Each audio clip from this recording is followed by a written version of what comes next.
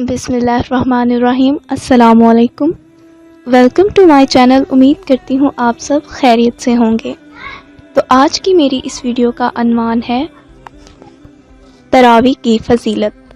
حضرت ابو ہریرہ رضی اللہ تعالیٰ عنہ سے روایت ہے کہ رسول اللہ صلی اللہ علیہ وآلہ وسلم نے ارشاد فرمایا کہ جس شخص نے ایمان کی حالت میں ثواب کی نیت سے رمضان کا قیام کیا، یعنی رات کو تراویح پڑھے، اس کے پچھلے گناہ معاف کر دیے جاتے ہیں۔ رمضان کا تعلق قرآن سے ایسا ہی ہے جیسے جسم سے روح کا ہے، یعنی رمضان کی روح قرآن ہے۔ رمضان کا مہینہ قرآن کو پڑھنے اور سمجھنے کا ہے۔ اس مہینے میں خصوصیت سے قرآن کی تلاوت کی جاتی ہے۔ راتوں میں تراویح کی صورت میں قرآن کو ادب کے ساتھ پڑھا اور سنا جاتا ہے۔ یہ مہینہ اس مقصد کے لیے خاص ہے کہ اس میں اللہ تعالیٰ کی سب سے بڑی نعمت کا سب سے زیادہ تذکرہ کیا جائے۔ نزول قرآن کے مہینے میں قرآن کو پڑھتے اور سنتے ہوئے آدمی کو وہ لمحہ یاد آ جاتا ہے جبکہ آسمان اور زمین کے درمیان نورانی رابطہ قائم ہوا، اور اس کو یاد کر کے بندہ پکار اٹھتا ہے کہ اے مولا، تو میرے سینے کو بھی اپنی تجلیات سے روشن کر دے۔ قیام رمضان یعنی تراویح کا بنیادی مقصد بھی یہی ہے۔ نماز تراویح کی پابندی سے کم از کم اتنا ضرور حاصل ہوتا ہے کہ بندہ پورا قرآن ایک بار سن لیتا ہے۔ اللہ تعالیٰ کے حضور کھڑے ہو کر اللہ کا کلام سننے کا بہت بڑا روحانی فائدہ ہے۔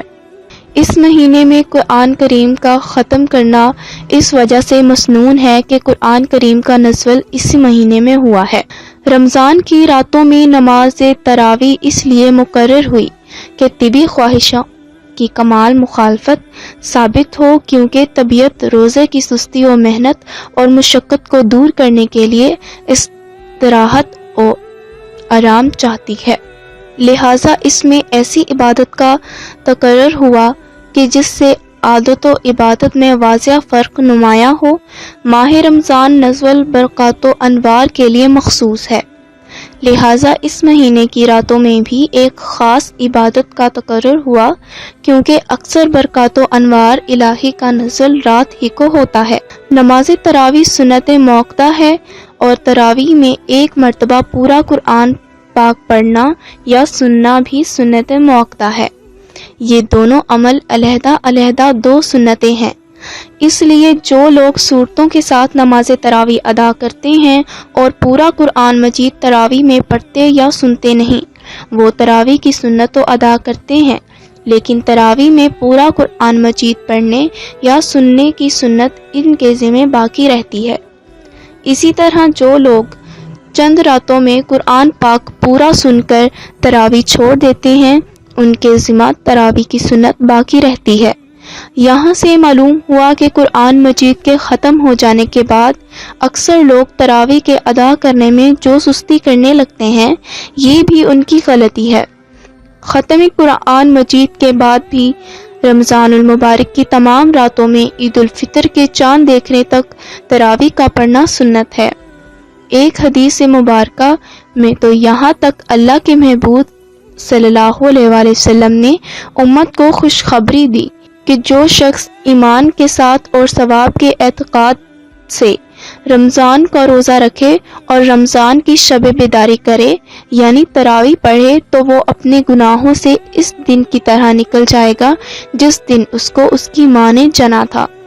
ان تمام فضیلتوں کا علم ہونے کے بعد تو ہر مسلمان کو ذوق و شوق سے تراویح کو پورے اہتمام سے ادا کرنا چاہیے، تاکہ رمضان المبارک کی برکتوں سے سرفراز ہو سکے، اس کی مغفرت ہو اور اللہ تعالیٰ کی رحمتوں سے نوازا جائے۔ حضرت ابو ہریرہ رضی اللہ تعالیٰ عنہ سے روایت ہے کہ نبی کریم صلی اللہ علیہ وآلہ وسلم نے فرمایا، جو رمضان میں قیام کرے ایمان کی وجہ سے اور ثواب طلب کرنے کے لیے، اس کے اگلے سب گناہ بخش دیے جائیں گے۔